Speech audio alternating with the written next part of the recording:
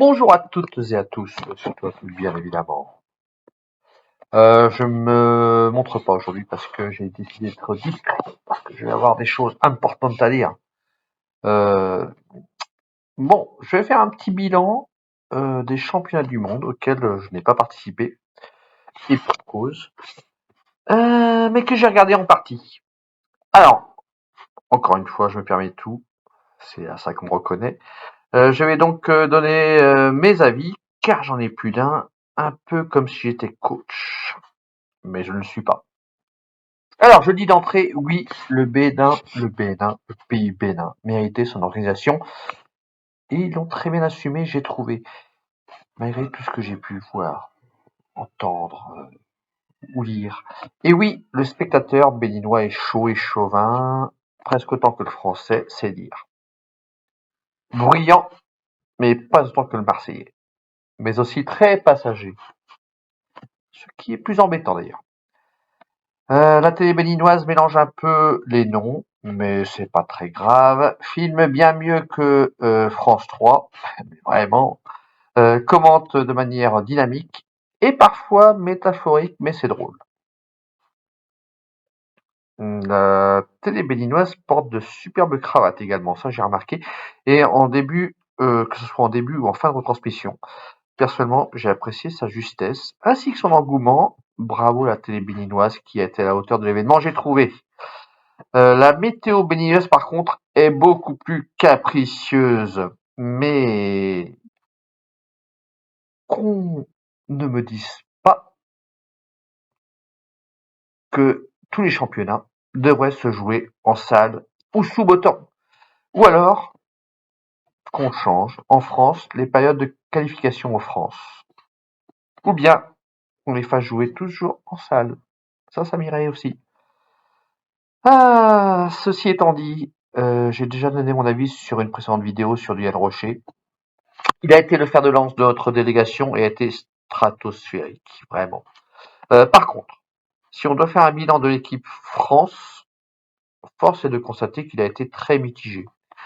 Désolé pour les féminines, je ne les ai pas vues. En même temps, la Fédé n'a pas fait en sorte.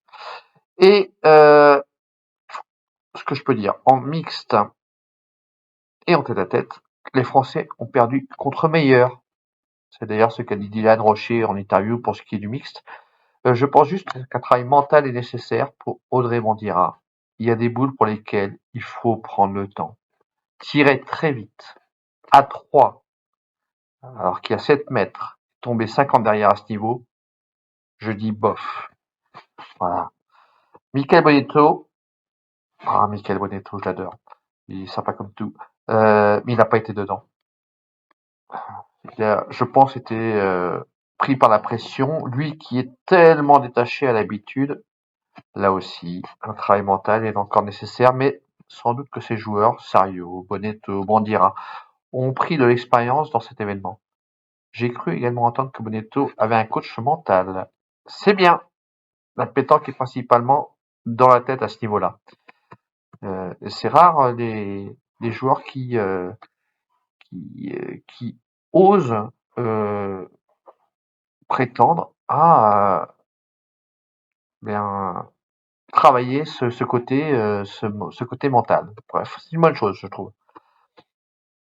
Ensuite, les haineux qui ont tellement critiqué les joueurs, je leur dis juste, allez vous entraîner, jouez devant du public et des télévisions, et on verra si vous êtes aussi fort. Je ne parle pas des propos dégueulasses et racistes que j'ai pu lire sur les différents adversaires, euh, qu'ils soient organisateurs ou non d'ailleurs. Bref. Par contre, j'estime qu'il y a un véritable problème de coaching. Alors là, n'en déplaise aux membres de notre fédération. Imaginez, vous êtes en partie, hein, vous êtes joueur. Deuxième main de la partie.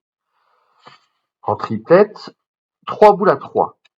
Terrain pas si compliqué à pointer, même si on joue le cadre et donc la ficelle n'est pas loin. Vous êtes donc 3 boules à 3 et l'adversaire a 3 points par terre. Les vôtres sont hors cadre. La plus proche est à environ 40 cm. La plus proche de l'adversaire est à 40 cm du but. Les deux autres sont lointaines. Il reste une boule au milieu adverse et deux au pointeur, qui n'a pas l'air très serein. Je vais vous mettre la vidéo en lien. Dans ce cas-là, qui va tirer? Qui va tirer dans cette situation? Personne va tirer. Eh ben, les Français sont allés tirer. Mais c'est n'importe quoi. Pour moi, c'est n'importe quoi. Bref. Grosse erreur de jeu pour moi. Et il y en aura plein d'autres en plus. C'est ça le pire, c'est on n'a pas joué le jeu. Pour moi, on a surjoué dans ces championnats du monde. Ce qui n'a pas été le cas sur les derniers championnats du monde championnats d'Europe qui sont passés aujourd'hui. Je trouve qu'on a été beaucoup plus dans le respect du jeu et qu'on a pu se pointer, par exemple. Et ça, c'était une bonne chose. Bref, je pense qu'on a retenu la leçon du championnat triplette au Bénin, a priori. Bon, ça c'est pour la tactique. Pour le mental, à quoi ça sert de crier, pour ne pas dire un autre mot, allez, allez, 4, 8, 10 fois son joueur avant qu'il aille jouer. Et bravo, bravo, bravo, autant de fois après qu'il ait joué. Ça sert à rien, quoi. Ça ne sert à rien.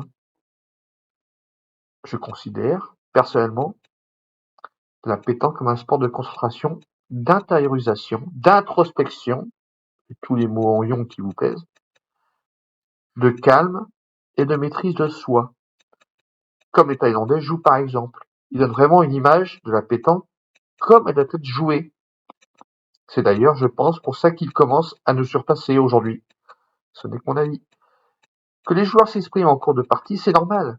Comme je dis moi-même, à un moment, il faut que ça sorte. C'est normal, il faut qu'on s'exprime en tant que joueur.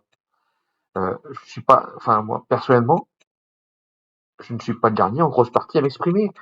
Je crie, je m'exprime. Mais par contre, les coachs, je pense qu'ils doivent rester calmes et lucides. Cet avis n'engage que moi, hein, mais j'ai trouvé vraiment c'est vraiment tout match très très trop expressif quoi. C'était inapproprié. Bref. En neutre ou en phoque ou tout autre animal qui vous plaira, à condition qu'il soit marin évidemment. Sur la finale triplette, quel double mauvais choix. Alors, faire rentrer Michael Bonetto alors que depuis le départ, il n'était, enfin, il n'avait pas été en confiance du tout. Quoi. On voyait qu'il n'était pas dedans depuis le départ. Alors, en plus, on le fait rentrer au milieu. Ben non. Soit Michael Bonetto te fait rentrer tireur, soit tu fais pas rentrer. Enfin, c'est une évidence pour moi. Bref. Et dans ce cas, tu fais passer Diane Rocher au milieu. Enfin, tu fais rentrer Bonetto tireur et Diane Rocher au milieu. Euh, ce, ce- à mon avis, ce choix-là a été désastreux. Mais vraiment désastreux. Et le tir à la gagne manqué par Bonetto, alors il servira parce qu'on apprend toujours de ça. Hein. Je pense que vraiment, ce tir-là, ça va lui servir toute sa vie. Mais, mais par contre, pour moi, si j'avais été coach, on peut rêver. Hein. J'aurais plutôt switché entre Christophe Sario et Stéphane Robineau. J'aurais fait passer Robineau pointeur et Robineau milieu.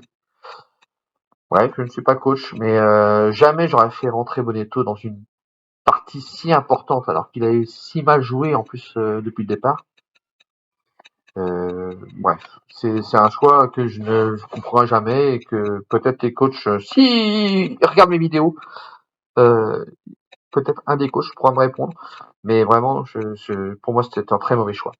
Bref, voilà, je m'exprime sur la pétanque comme d'habitude, que ça plaise ou pas, euh, et j'en ai le droit. Donc, tant que je respecte les gens et je respecte tout le monde et je respecte surtout les joueurs, même s'ils n'ont pas bien joué, parce que en tant que joueur, je sais que parfois ça peut arriver de mal jouer.